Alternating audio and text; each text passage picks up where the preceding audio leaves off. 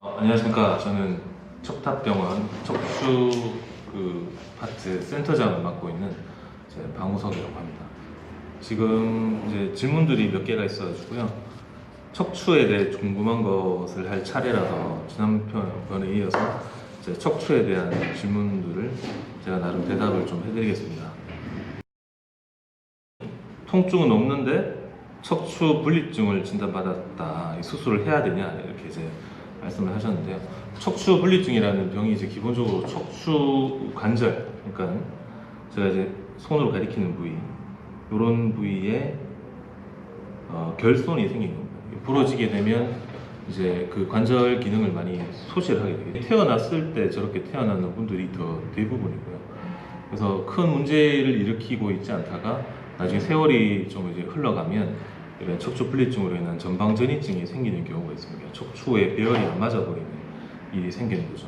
그렇게 되면 척추 분리증이 척추 전방전이증으로 진행되었을 경우에는 이제 수술로 진행을 해야 되는 경우도 있지만 척추 분리증 자체만으로는 수술을 하지 않습니다. 대부분은 이제 운동 치료를 하는 거죠. 운동을 해서 척추 주변의 기립근 강화를 통해서 척추 관절의 결손의 기능을 좀 대신해 줄 수가 있습니다. 그리고 이제 만약에 통증이 동반이 된다, 척추 전방 전이증으로 가진 않았지만 척추 분리증으로 인한 요통이 있다 한다면 대부분은 이제 비수술적인 치료를 먼저 시도를 해보죠. 방법은 뭐 주사 치료도 있고 이제 신경 성형술과 같은 시술도 있습니다. 그리고 두 번째, 허리에 좋은 운동이나 스트레칭이 있냐?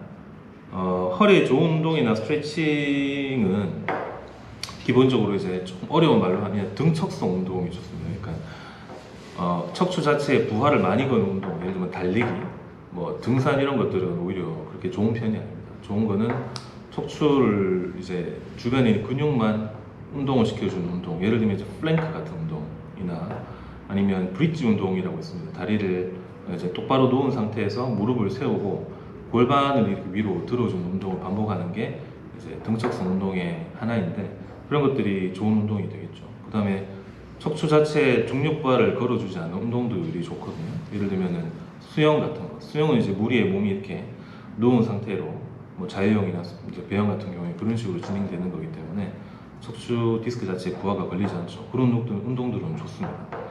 그리고 이제 자전거도 괜찮고, 자전거는 물론 이제 허리가 이렇게 서 있는 상태에서 진행하는 거긴 하지만 체중의 부하를 받지 않죠. 다리만 움직여서 척추 주변의 근육을 사용하는 운동이니까 자전거도 좋은 운동이라고 할 수 있습니다. 스쿼트도 괜찮고요. 그 다음에 세 번째 질문은 허리를 약간 삐끗했는데 응급조치는 어떤 게 있냐, 이런 경우에는 병원을 꼭 가야 하느냐. 그러니까 이제 이 질문의 그 개괄적인 요지가 급성 요통이 생겼을 때죠. 급성 요통의 원인을 크게 이제 두 개로 분류를 하는데, 척추뼈 주변에 있는 근육 자체에 손상이 있고요. 그게 이제 더 훨씬 많죠. 갑자기 생겼을 경우에. 이렇게 염좌나 추간판, 염자로 하죠. 근데 두 번째가 이제 추간판의 변성으로 인한 뒤에 있는 신경 자체 염증이나 부종이 생긴 신경통이 있는데, 이 두 개를 구분을 대충 어떻게 하냐면, 통증이 일어나고 나서 대략 한 일주일 정도를 넘어섰는데도 계속 아프고 이러시면 이게 신경통으로 인한 것이다. 즉 이제 지속적인 통증의 원인을 일으킬 만한 그 진짜 원인이 있다라고 판단을 해서 병원에 가보는 게 좋죠. 근데 만약 일주일 안에 저절로 점차 이제 증상의 수준이 떨어지는 그래프를 보이는 거로 호전이 된다면 이제 염자 같은 근육 통증으로 볼 수가 있습니다. 그런 경우에는 저절로 낫는 경우도 있죠.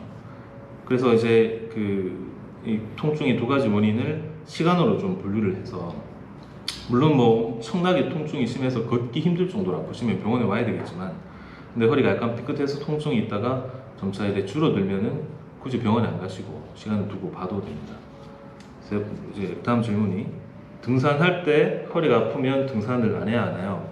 이거는 이제 척추에 관련된 문제뿐만 아니고, 통증이라는 게 이제 내 몸의 알람인 거죠. 그리고 통증이 생기면 어떤 문제가 생겼다는 그 일종의 신체의 알람이기 때문에 그걸 이제 무시하면 안 됩니다. 통증이 등산할 때마다 반복이 된다면 척추 자체에 어떤 구조적 이상이 발생했을 수도 있으니까, 등산뿐만 아니고 이제 허리가 아프게 되면 일단 등산을 중지하고 특정한 조건이 갖춰졌을 때, 예를 들면 뭐 이제 머리를 감을 때마다 아프다.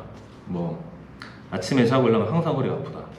어떤 사람들은 반대로 이제 일하고 돌아오면 저녁에는 항상 아파서 자기 전까지 아프다가 자고 나면 괜찮다. 이런 식의 반복되는 시간과 이제 조건이 갖춰졌을 때 생기는 통증을 가진 사람들은 이제 병원에 가서 그 원인을 파악하는 검사를 해야 됩니다.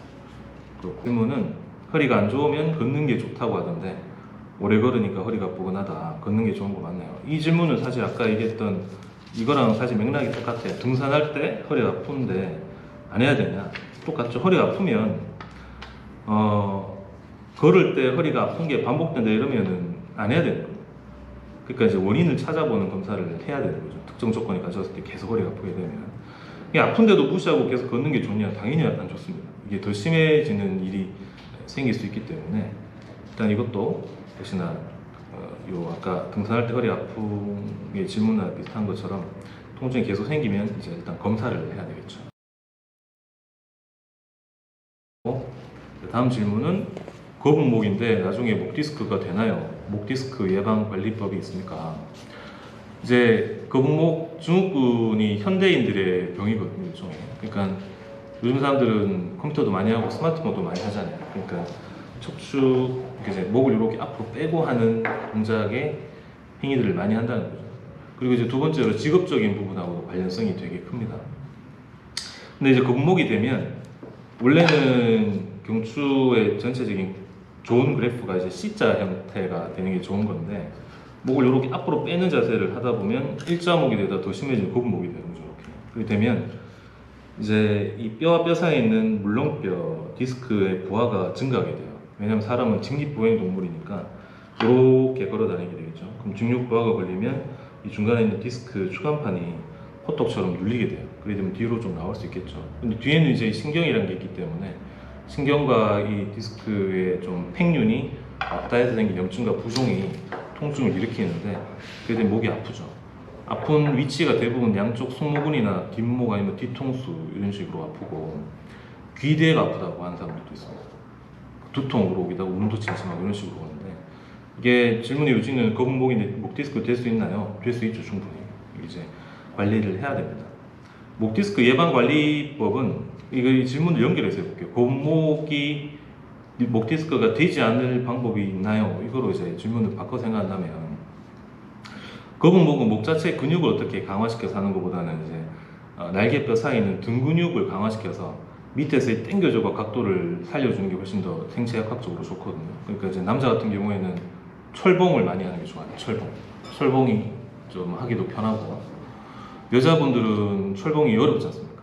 그래서 이제 제가 항상 외래에서 권유드리는 방법이 수건을 이렇게 이제 들고 목 뒤로 이렇게 넘기는 운동만 해도 충분히 등 근육의 강화가 됩니다. 그거를 통해서 목 디스크, 그러니까 거북목 상태를 좀 이제 교정해주는 거로 방법을 해볼 수가 있겠죠. 이렇게 질문을 마무리하도록 하겠습니다. 감사합니다.